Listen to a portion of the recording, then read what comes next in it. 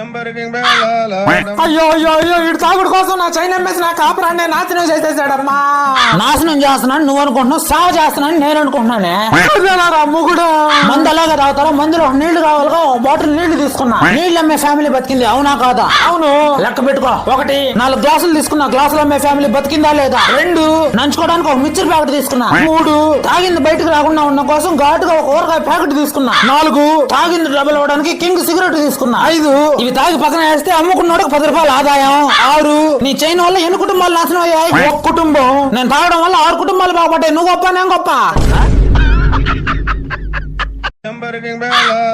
అయ్యో అయ్యో అయ్యో ఇటు తాగుడు కోసం నా చైన్ అమ్మేసి నా కాపురాన్ని నాశనం చేసేసాడమ్మా.